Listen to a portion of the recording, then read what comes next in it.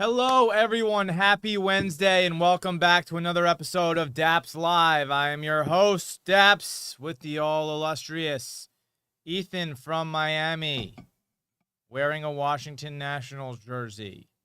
We'll explain that later. We haven't had football in almost 48 hours, Ethan. Are you doing okay? No, I'm struggling. Every minute's a struggle. I'm sad, depressed. No football. Well, we do have football tomorrow. Thursday Night Football is back, okay? We have a little Seahawks-Cardinals Thursday night, but before we get to that, we're going to get into our start-sit.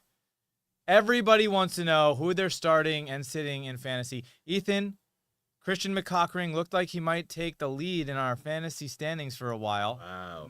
A very nice roster you put together. Yep. Had a tough loss last week.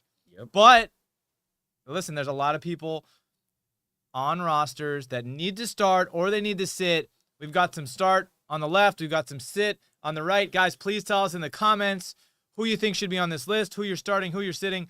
Let's start with a start this week. Quinshon Judkins, Ethan. I loved what I saw from this kid. I thought Dylan Sampson might be the guy in town. I think I was wrong. Judkins comes in and mashes up the Packers D for almost 17 points in half PPR. What do you think? Yeah, I love Quinshon Judkins. It was a real tell-all story last week that he got every carry for the team, and they won. He was good blocking. He was good pass protection, catching, running. I think Quinshon Judkins is going to be the all-down back that the Browns usually have with Nick Chubb just taking his place with younger legs. I love Quinshon Judkins. Now let's jump over to somebody you got to sit, and this might be controversial, but I got to pick this guy off this list right now. Ashton Jeanty. Sit his ass on the bench. Ashton Jeanty, I've been saying this for 2 weeks now. This guy is an 8th round pick.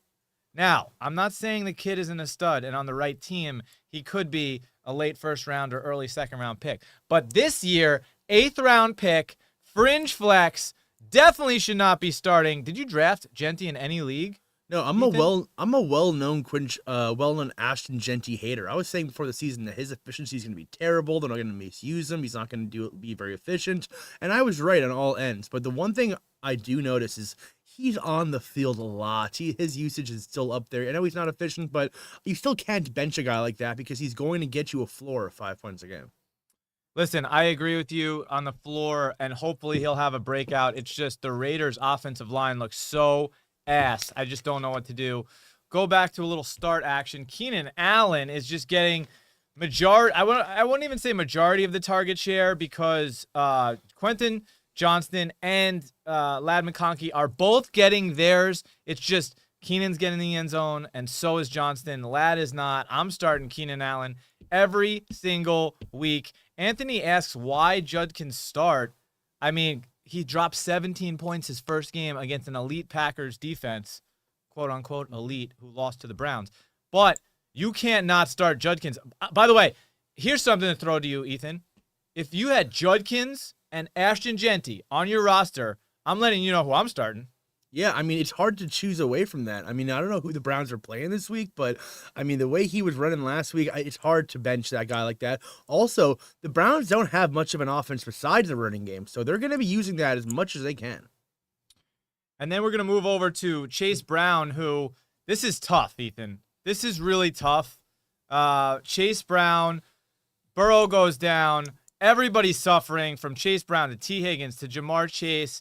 Are you still a Chase Brown believer for the season? You think he'll bounce back and he'll get some usage or what? I think he'll always be a flex on the worst day. I'm not a huge Chase Brown fan, especially losing Burrow, but the usage is there. It's hard to bench a running back who's the clear RB1 for your team. A wide receiver can just have one bad game where he doesn't get targeted. A running back's going to get a couple carries a game no matter what.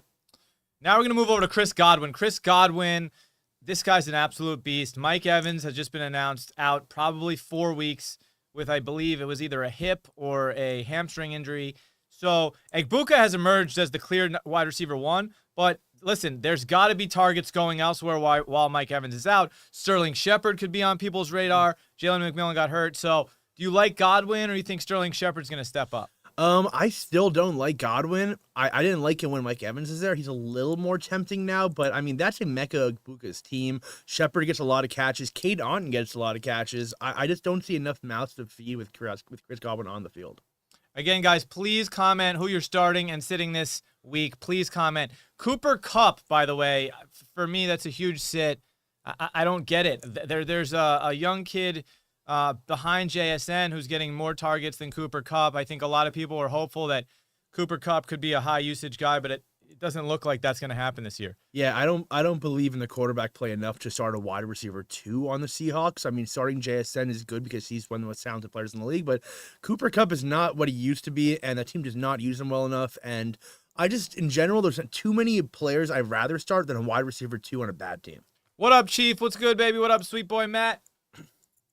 All right, guys. Again, Nick Chubb is got to be on your bench. He hasn't done anything. Again, what's bizarre about Joe Mixon is there's still no news on him.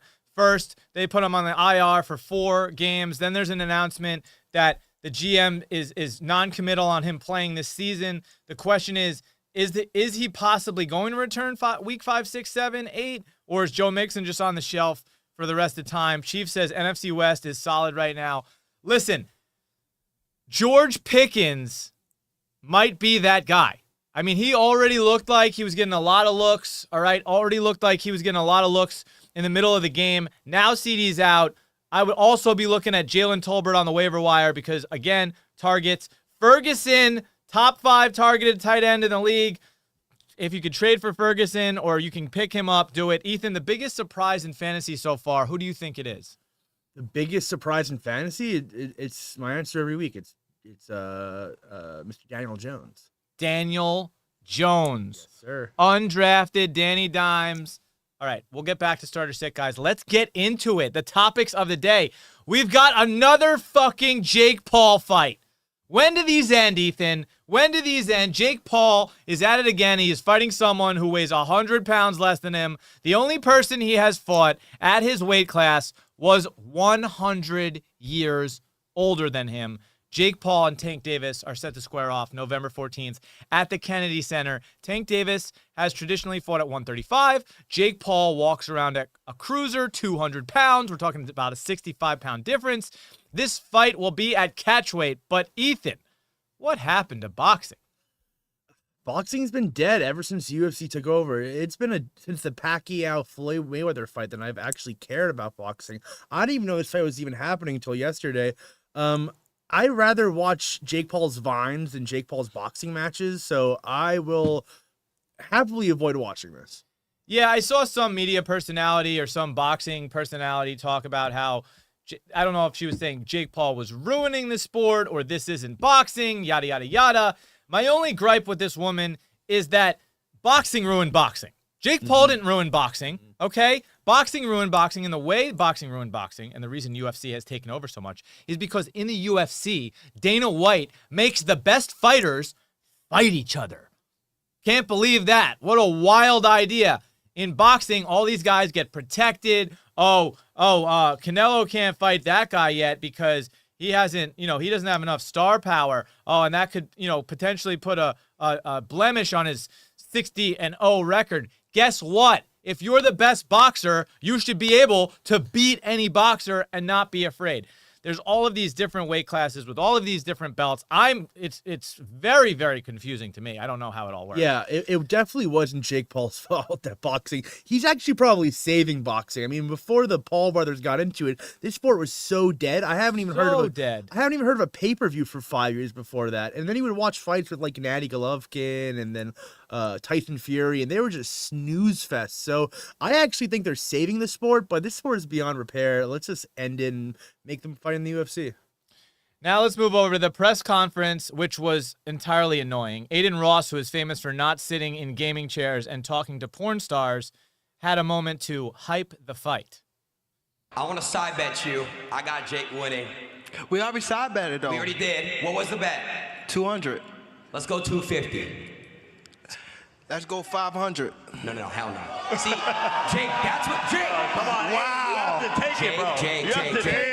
Jake, y'all are making $50 million for this on Netflix. I can't do it. You split the bet with me. 250, 250. Easy. Let's make it $1 million. Whoa. Let's make it 2. Jake. Let's make it 2. Y'all $1 gonna million shake on total. it? Yeah. Shake on it?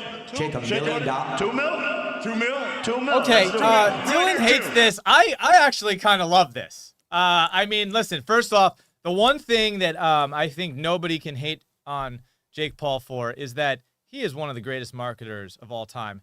The Paul family, incredible at just getting the public to hate them and talk about them and keep them in the news cycle. And by the way, for hyping up a fight, that's exactly what you need to be good at it. Floyd Mayweather was amazing at that. Conor McGregor, that's how they end up doing those pay-per-view numbers.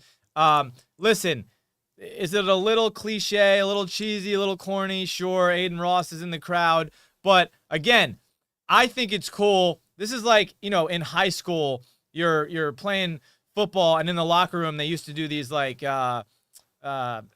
fist fights with I don't know if they had lacrosse. Yeah, the lacrosse team would give us their gloves, and then we'd box in the locker room, and you put money on it, right? And it's $50, it's $100. This is very reminiscent of that. This is just with $1 million. This is with $500,000. So I love this. I think it's great for the sport. I think it's great for the clips that they get that they can put on the internet. That's the reason we're talking about this. So these guys are doing a pretty good job. I'm going to move over to Chief. Put your money where your mouth is. Ace says, damn, bruh, take it out your mouth and zip up the zipper. Yeah, I really love that Aiden Ross is the new Jewish Don King. He's just promoting the fight like no one else should, I'm just so confused. What does Aiden Ross have to do with boxing? Is this like another kick promotion where he's going to have a bunch of OnlyFans girls fighting? Listen, in the undercard? I think the smartest thing that strategically from the marketing standpoint is they called up Aiden Ross and they were like, yo, Aiden, we're going to pay you $100K. You're going to sit in the crowd and we're going to have this moment and then we're going to clip it and then we're going to get, 1 billion views online. And that's what ultimately gets eyeballs. I'm so confused. Who is the target audience here? Is it like preteens to watch boxing? I thought boxing is a sport for unks and old men to talk about their heyday. This is just like a new crowd they're trying to target to. I don't think 14 and 15-year-old dudes are going to be watching this boxing match, even if Aiden Ross and the Teletubbies are involved. Also, shout out Evo Clip. I love your guys' NFL skits. They are hilarious. We appreciate you putting in work every week on those. Guys, go watch our NFL skits every Monday, Thursday, and Sunday night. Sudoku says, Aiden Ross brings the money in. You'd be surprised. My middle school brother watches boxing. Let's go to the moon. All right, guys. Ethan, are you hyped, and who do you have in the fight is the question. Is this a real boxing match? Is this sanctioned, or is this like a back alley type of Kimbo Slice scenario? I don't think if there's biting involved, I'm Yeah. taking Jake Paul. Yeah. But I think Gervonta, that guy is powerful. He's not playing with I know he's the size of a child, but this is not a child. This is a grown man who's knocked out 40 fighters. I'm taking Gervonta any day of the week, and I really hope Jake Paul doesn't play the whole, I'm going to run around and hide type of boxing that he's been doing. If he tries to stand with Gervonta Davis, he's getting his shit knocked out. Can we get catch weight, what that is, Dill, before we... 195. 190. So, wait, hold on. What is that? Davis is going up to 195? No, he can be up to 195. Oh, That's what they're trying to do. That's the definition It's this new of catch boxing weight? rule they created so they can fight whoever the hell they want. I think Gervonta Davis is 135 pounds, but doesn't matter, bro. This guy was trained by legends. This guy was trained by Floyd Mayweather himself. I think Gervonta has the power and just the knowledge to just run circles around a guy who's been boxing for 5 months? Well, Doak says it will probably be scripted. Maybe we'll shoot another scripted skit about that. And then Wax says late signed CTE. Hysterical. Guys, we're going to move along to another segment, which, listen, we don't like to make light of this. This is very serious, and we only wish that David Fry makes a speedy recovery. You never want to see this happen. David Fry tried to lay down a bunt against Tarik Skubal and instead wore a 99-mile-per-hour fastball to the face. Everyone stopped immediately. Skubal was mortified. Fry got up and walked to the cart, but he got absolutely detonated. Ethan, if you played in the MLB, would you wear a cage? Dude, baseball is the hardest sport in the world. Just to hit a ball, get 100 miles per hour at 90 feet away is insane. And then being able to take one on the chin and walk off, like these guys are demigods who just are indestructible human beings. If this happened to Jake Paul, he'd be out for a whole year. I think baseball is the toughest sport. I would never be able to do this. I remember when Giancarlo Stanton got his jaw removed by a 100-mile-per-hour fastball, and I was ready to hop on the field and fight the pitcher. So, no. My answer is no, I would be in the hospital. Yeah, and you know what, Ethan? You make a great point. I mean, first you got to hit the ball, which is so freaking impossible. And then you also take the risk of the ball hitting you in the face and breaking your orbital bones. Holy moly. I was wondering, is getting hit in the face by a fastball the most painful injury in sports? Ethan, I'm going to give you a few scenarios. You tell me if it's worse than wearing a 99-mile-per-hour fastball to the face. You ready? Yeah, sure. Getting cross-checked into oblivion in hockey. No, you're on ice. Easy. Easy. Yeah. Way harder to get hit in the face by a pitch. All right, how about a rim to floorboard on your back? Dude, you went up for a dunk and you went down?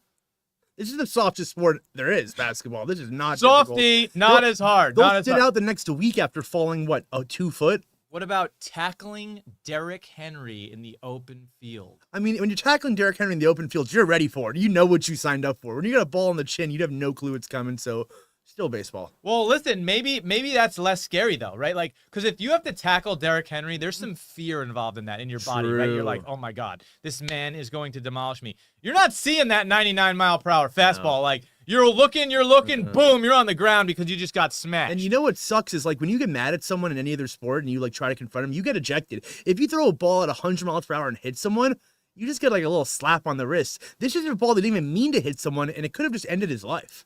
Okay, and this one's not sports related, and maybe you have prior experience with this, Ethan. What is harder, getting hit, what is more painful, getting hit in the face with a 99-mile-per-hour fastball or childbirth? Go. Oh, definitely. I'm taking the childbirth. I mean, that shit looks rough. I don't have a foo-ha, but if something came out of there, it'd be tough. Oh my God. Okay, so it's pretty high up there. I got it. Thoughts go out to David Fry and his family. We don't want to make light of the situation and make people think that we don't care. David Fry, that's obviously terrible. We love the guy. Speedy recovery. Silver lining. At least the umpires couldn't get that wrong. Hey, look, now he's famous. Good for him. In the face. Midzer says, you can tell the big guy never played any sports. That's messed up.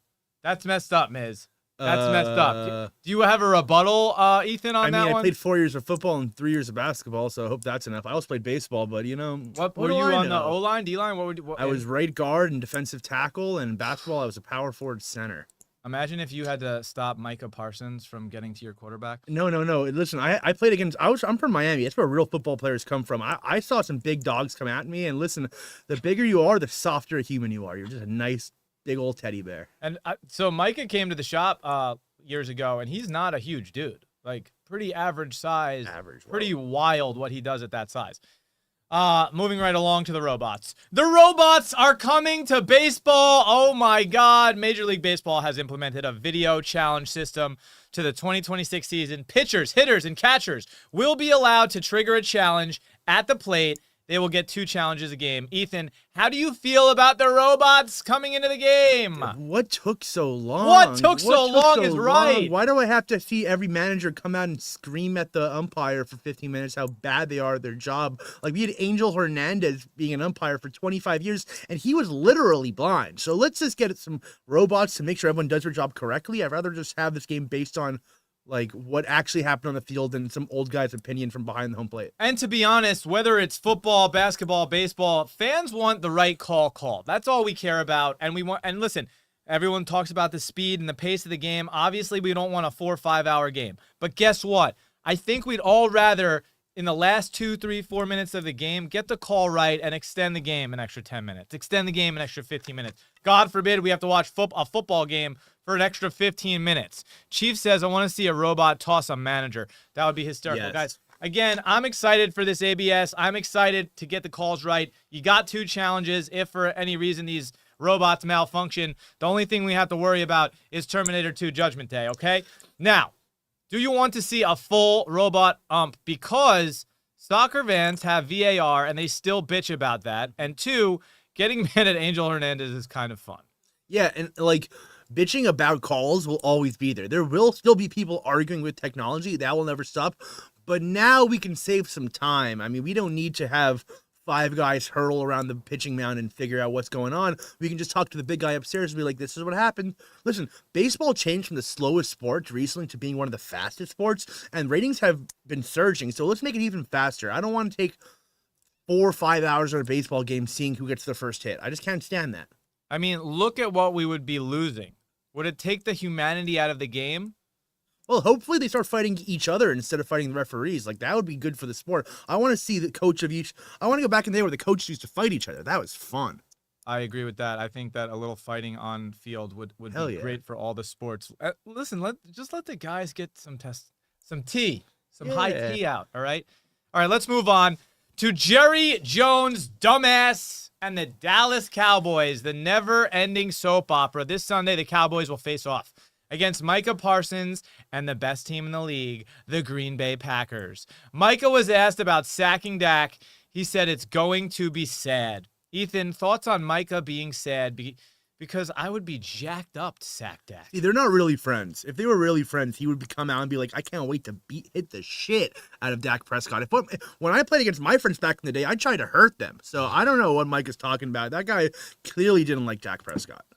Well, listen, here's the thing. You obviously saw CD publicly tweet about signing Micah, paying that man his money. I assume Dak, CD, Micah are all somewhat friendly. Maybe I'm wrong. Maybe they hate each other. At least CD was backing Micah publicly. So, again, Micah, Cowboy fan for life. He didn't want to leave. Jerry Jones is a dick. Now the Packers look like a team that can be a middle-of-the-road kind of team. You know, maybe they can make the playoffs, fringe, lose to the Browns for no reason. That's the type of team the Packers are. Jordan Love puts up 11 points in fantasy. Can't find Tucker Kraft. Can't find anything close to a Pro Bowl-type game against the frickin' Cleveland Browns. Moving right along, just to recap. Jerry Jones, who is half dead, traded Micah Parsons for 2 first-round picks, which they will not pick anything close to Micah Parsons with, and Kenny Clark, who is injured. Could this be a worse trade than Luka, Ethan? No, Luka was the worst trade. There's nothing worse than that. Was just pure rigged bullshit by the NBA. Giving up Luka for Cooper Flagg is just crazy blasphemy for the league. But I will say, I don't know what your problem is with the Packers. Where's all this hate coming from? Okay, I think you know where the hate's coming from, number one. Number two, you and your producer boyfriend over there screamed about how great the Green Bay Packers were, and we labeled them as Super Bowl contenders 2 weeks ago. They beat the Lions. Great work. They beat the Commanders. Whatever. And then they lost to the Cleveland Browns. A Super Bowl contender will not lose to the Cleveland Browns this year. I guarantee it. All right? Mr. Steal Your Clothes. It's a smart trade. Dallas defense was terrible last year. Same with this year. It's only a smart trade if those first-round picks become another Pro Bowl player that positively impacts your team in the future. And at the moment, I doubt it. I doubt it. Now we're going to move along to another football story. Dave Portnoy and Tom Brady are battling, which, listen, as a New Yorker, I got to say, this really makes me happy because I am not a fan of Boston. I'm not a fan of Boston sports. I'm not a fan of Boston influencers. I'm not a fan of people from Boston. I don't want them to be around me. The only ties we have together are that we're Irish. All right, on Barstool's morning show, Dave Portnoy claimed that Tom Brady got paid $75 million to play flag football in Saudi Arabia. Tom Brady has come out and refuted these claims, saying, who cares about facts, right? Elvis is going to be doing the halftime show, and Babe Ruth will be signing autographs. Ethan, the lady doth protest too much. $75 million is an Applebee's gift card to the Saudis. Yeah, well, $75 million is more than he lost in that crypto scam. I'm happy he's recovering. I don't know how David Portnoy is fighting his boyfriend. I mean, they used to be kissing through every game, and I don't know what happened between the two, but in general, $75 million to play flag football is a good deal. That's more than people are getting paid to play tackle football. Well, Dave called Tom a money whore, which I don't get because he's made him $1 billion Oh, excuse me, because he's made him a billionaire and given him a dynasty. Are Pats fans ungrateful? Oh yeah, totally. They're just totally stuck up, stubborn wasps. I have nothing good to say about either of these guys, but I will say that if I'm Tom Brady, I'm taking that $75 million and I'm going to be in Abu Dhabi for 3 months a year. Well, listen, Tom Brady got fleeced by Sam Bankman-Fried, who's currently in jail for fleecing every celeb, every investor, every person who is supposed to be smart got fleeced by this guy. For the tune of $30 million, Tom Brady took an L on that deal. Then he goes to the Comedy Central roast. I think it was Comedy Central. The roast of Tom Brady, whatever you want to call it. All right. He got paid $25 million. So now he's down $5 million. He's made most of it back, right? Then he got $375 million for the Fox broadcast. Now we're up $370 million. That's a 10-year deal, obviously. But I mean, Ethan, is Tom Brady the king of being overpaid? Well, no, he has to pay alimony to his wife and the jiu-jitsu instructor, so he's losing money per day. And, yeah, listen, he's rich. We're not surprised. Look at him. I mean, handsome guy. Everyone that handsome has to be rich. Well, listen, this is my personal opinion. Tom Brady should be paid whatever Tom Brady answers because guess what? Everybody wants Tom Brady at their event, right? And you got to pay a premium for that. And by the way, this is coming from a Jets fan who hates Tom Brady and has had a fantasy football team named #FuckTomBrady for over 10 years, okay? Once he beat the Atlanta Falcons, though, in the Super Bowl, that's where my level of respect for him went. How can you hate this guy? This is incredible. This is, as a football fan, I just went, this is just exactly what you want from your star player. Absolutely unbelievable. So Tom Brady deserves whatever amount of money he asks for. I don't think he can be overpaid. If he wants $75 million to play in Saudi Arabia, why would Tom Brady doesn't need to go to Saudi Arabia unless he gets the check that he says, you want to pay me $75 million? I'll come to Saudi Arabia. All right. Let me see Steve said, were the Giants talked bad about when they let Saquon go to a division rival? No, I talked bad about them because the Giants GM's an idiot. I mean, this is literally on camera. Him going, oh, I don't want to sign Saquon. Sign Daniel Jones. Ruin Daniel Jones' career until he left, thank God. Ruin Saquon's career until he left, thank God. The Giants are an abysmal franchise. What's worse, Ethan, the Saquon or the Micah trade? Well, yeah, no one talked shit when Saquon left because we were happy for him. We were happy he got out of the Giants. Micah could have been in the face of the Cowboys for the next 20 years. It was just stupid for letting him go because, honestly, the Cowboys spend money. It's a good franchise. Like, they have a winning, whole resume. So the Giants, on the other hand, just lose every year. We were happy for Saquon. We're sad for Micah. And then I want to shout out Fujito? Boston in the house. Guys, I'm just kidding. I don't hate you Boston fans. It's just I'm from New York. You're from Boston. You're going to root for your teams. I'm going to root for my teams. We're just not going to like each other between the lines. It is what it is. Let's wrap with the chaos of the wild card hunt. And listen, guys, I'm not trying to talk about the Mets on this show every day, but we have to talk about them. Let's take a look at the wild card picture. Okay, so right now, as it stands, the Mets beat the Cubs yesterday, and the Reds lost to the Pirates. So the Mets are one game up for the final wild card spot. The Mets currently control their own destiny, okay? The Reds own the tiebreaker over the Mets and Arizona. They got to play the Pirates 3 times, and they got to play the Brewers. The Mets have to play the Cubs 3 times, and your lowly Marlins. If you're a Marlins fan, I don't know if you're a Nationals fan, what you're doing right now. The D-backs have to play the Dodgers and the Padres. That's going to be the toughest of all. Now we're going to go over to the season recap.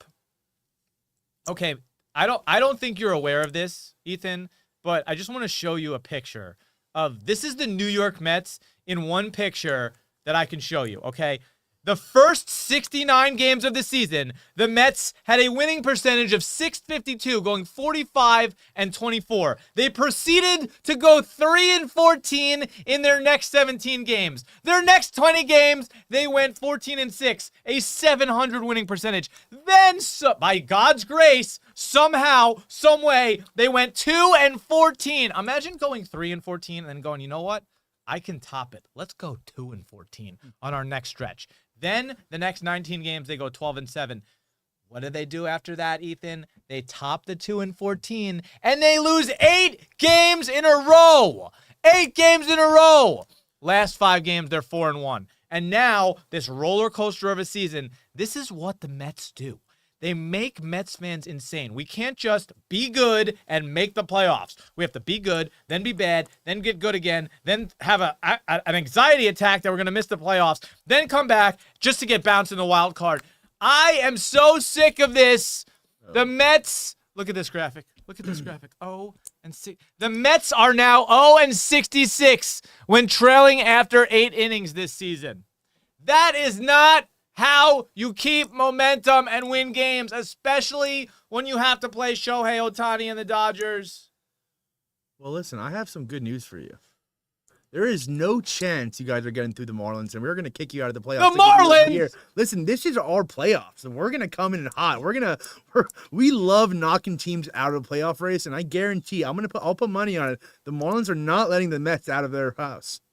I despise the Miami Marlins. How? How can you despise the worst team in history? Because Derek Jeter just trades his good players to the Yankees. Yeah, no, he's disgusting and he's gone. But now we have new people, and listen, it doesn't matter who owns the team.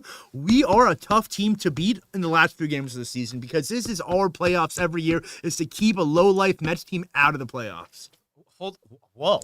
Mm-hmm. What is the low life, Jeff? Listen, the Mets fans are the worst fans in baseball. I didn't want to break this to you, but you guys are just rude, evil, mean, sour New Yorkers. I just can't stand Mets fans. I don't think I've ever been any of those things to you, and I don't think you know one other New York Mets fan. No, it's not you, but I'm a season ticket Marlins holder for 20 years. I've sat next to some grumpy little Mets fans, and karma's a bitch. You guys are going to come to the Miami and you're going to get your ass whooped and not make the playoffs. I can't wait to watch. What up, Remark Wrestling? Mr. Steelio Close says, Cowboys are regular season warriors. Dak struggles in the playoffs. What do you think about that? I mean, yes, the Dak struggles, period. It's not the playoffs. Dak just struggles. It's Dak Prescott. Period. I mean, you guys go from Tony Romo, who was mid, to Dak, who is mid. You guys don't know what a good quarterback even looks like. Okay, what are we doing? Are we going back to starter sit? Okay, guys. Let's do a little starter sit to finish off the show, guys. Anybody who has fantasy questions, please let us know who you're starting, who you want to start, who you want to sit. Again, Nick Chubb got to be on the bench, guys. Chris Godwin, I'm plugging him into my lineup if I have him. Ashton Genty, sit his ass. I don't mind Nick Chubb. Nick Chubb's not running good, not because of Nick Chubb. It's because of that offensive line. He had a touchdown last week, I believe, at the end of the game. When Joe Mixon comes back, I don't think it changes. Once that O-line decides to fix itself, then the running game will come back. Nick Chubb's not a bencher, but he's not a full-out starter. And you know what, guys? We're going to go over a couple others. I mean, Ramondre Stevenson and Travion Henderson is a complete disaster, by the way, because Travion has not done anything great. Ramondre had a huge week 2, drops almost 20 fantasy points, and then he has 2 fumbles last week. He also fumbled into the end zone, lost me my fantasy matchup. I'll never forgive him. This guy should have had double digits again, Ramondre Stevenson, but now Vrabel has to make a decision. Do you go with the rookie who hasn't fumbled or your guy, your veteran who's fumbling every other game? So this is a really tough position to be put in if you cuffed Ramondre and Travion, because I don't know who to start right now. Do you have any opinion on this? Yeah, and don't forget about Antonio Gibson, who also gets carried. I don't think Mike Vrabel has a plan. I think he's just going to ride the hot hand, and it's just don't start Patriots. I don't think there's a single Patriots player in fantasy not named Hunter Henry who I would start. And then the next thing I want to talk about is the running back situation in New York, where Tyrone Tracy got injured, dislocated his shoulder. He's out 2 to 4 weeks. Cam Scatterbo could be a league winner.